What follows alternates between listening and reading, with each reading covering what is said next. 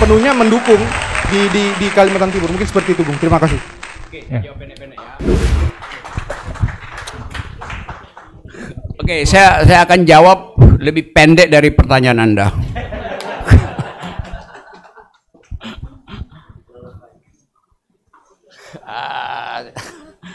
Kamu jurusan apa kuliahnya ya? Oke. Hukum apa? Hukum pidana, perdata. Oke, di dalam ilmu hukum ada prinsip bunyinya begini. Pacta sunt servanda rebus sic stantibus. Pernah tahu prinsip itu? Nggak tahu. A pact must be served. Pacta sunt servanda. Perjanjian itu harus diselenggarakan. Jadi perjanjian harus diselenggarakan. Tapi seringkali orang lupa di belakang itu ada frasa yang saya sebut dalam bahasa Latin tadi, rebus sic stantibus. Rebus itu bahasa Inggrisnya thing, kata sesuatu hal. Misalnya kita bilang res publica, hal-hal menyangkut publik, urusan publik. Rebus sic stantibus. Sic artinya masih seperti itu.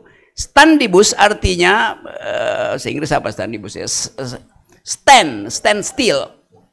Jadi kita sebut perjanjian harus dijalankan bila syarat-syaratnya masih seperti itu pada waktu perjanjiannya dibuat. Itu namanya prinsipnya rebus sic stantibus. Oke. Sekarang ada perjanjian untuk membuat ibu kota. Oke. Nggak ada soal. Itu perjanjian politik antara antara presiden dengan rakyat yang dia janjikan. Pertanyaan kita, apakah di awal kampanye presiden ada janji itu? Nggak ada. Berarti rebus sic stantibusnya tidak ada. Jadi batal demi akal. Itu intinya tuh. Tapi kemudian, karena itu saya mau terangkan, kemudian ide itu tiba-tiba muncul. Lalu ditarik ke belakang. Ada ada Pacta sunt servandanya, yaitu sejak Presiden Soekarno. Presiden Soekarno juga mau pindahin ke Palangkaraya, tapi rebus sic stantibusnya beda. Presiden Soekarno menginginkan ada ibu kota yang dibangun sendiri oleh rakyatnya tuh. Oke. Sekarang Presiden Jokowi bilang, oh iya itu kita bangun sendiri juga. Ya tapi investornya investor asing, arsiteknya arsitek asing segala macam. Oh itu nggak ada soal karena dunia udah berubah. Mending kita pakai tenaga asing untuk bangun itu. Nggak ada soal juga tuh. Pacta sunt servandanya. Soeharto juga mau pindahin. SBY mau pindahin ke Jonggol. Tapi batal juga. Kenapa? Bukan karena rebus sic stantibusnya. Tapi skala ekonominya waktu itu tidak memungkinkan. Perjanjiannya batal. Skala ekonomi kita apa? Diam-diam pelan-pelan tahu-tahu tercium pikiku. Jadi dari segi itu kalau saya mau Sri Mulyani teman baik saya, dia pusing dari mana cari uang itu. Tapi Presiden Jokowi bilang oke, nggak usah dipikirkan itu adalah proyek swasta murni. Itu namanya Pacta sunt servanda. Sekarang beliau nanti sendiri Pacta sunt servanda, yaitu pakai APBN. Itu saya marah. Karena APBN itu adalah hak anak Kalimantan untuk sekolah. Cuek aja. Itu intinya. Saya nggak persoalkan prospeknya.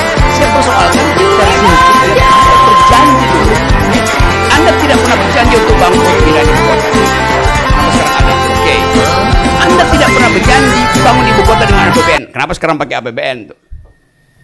Kan itu intinya kan. Ucapan pemimpin itu kita pegang. Soalnya Presiden bilang bisa kita bangun lewat APBN. Saya tanya pada Sri Mulyani, ada berapa surplus APBN Anda yang Anda simpan? Ada 200 sampai 300 triliun. Itu hak saya. Nggak boleh negara itu menyimpan tabungan. Itu gila negara. Kalau bapak Anda bilang saya punya tabungan, terus Anda nggak dapat uang jajan, uang kuliah, itu bapak Anda artinya pelit. Jadi dia miskinkan Anda supaya tabungannya tetap utuh. Kalau kita cek mau pakai apa tabungan itu, Ya mungkin mau pakai kawin lagi. Mungkin. Itu juga kecurigaan saya. Kenapa negara punya surplus dengan ekspor komoditas, batu bara dari Kalimantan Timur, sawit di Kalimantan Timur diekspor, APBN masuk 200 triliun, tapi nggak balik ke Kalimantan Timur. Mau dipakai apa kalau begitu tuh? Itu yang kita tanya. Kan anggaran yang nggak dipakai itu artinya korupsi. Dia mesti habis anggaran itu. 2023 tahun politik. Maka saya menduga dengan keras, dengan analisis akademis, uang itu akan dipakai untuk membeli suara dalam bentuk money politics. Kenapa? Orang yang miskin gak bisa makan, dikasih amplop sedikit, dia pasti hura-hura itu.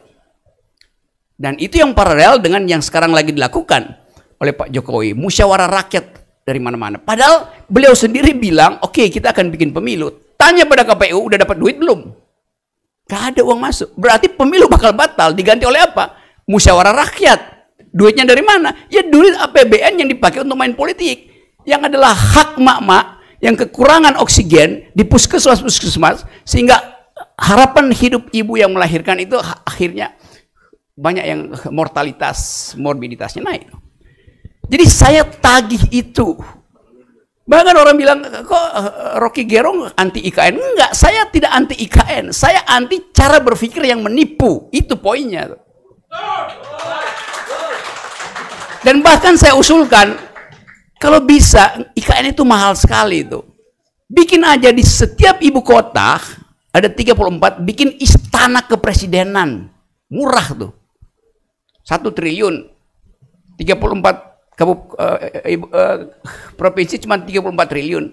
Jadi setiap ibu kota ada istana kepresidenan. Itu sama juga efeknya kan? Nanti dibikin jalan juga, nanti dibikin bendungan juga tuh.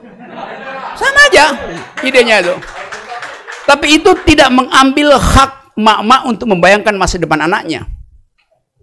Sekarang saya terangkan. Kenapa saya tentang itu? Presiden Jokowi bilang 2045 harus dihasilkan bonus demografi. Bagus idenya. Apa itu bonus demografi? Kemampuan intelektual bangsa ini akan melampaui kemampuan intelektual Eropa dan Amerika yang struktur kependudukannya itu harus membiayai orang tua. Itu namanya bonus demografi. Bonus demografi itu bukan antara kita dan negara lain. Itu namanya bonus demografi itu. Sekarang bayangkan, Indonesia sekarang angka stuntingnya itu udah 2 digit, 11-12%. Stunting artinya anak yang kekurangan gizi, kekurangan protein, kekurangan vitamin di usia formative years-nya dari 5 ke 11 tahun, 10 tahun kemudian IQ-nya akan berkurang 25%. Lalu apa yang mau dipertandingkan dengan Vietnam, dengan Filipina, dengan Malaysia?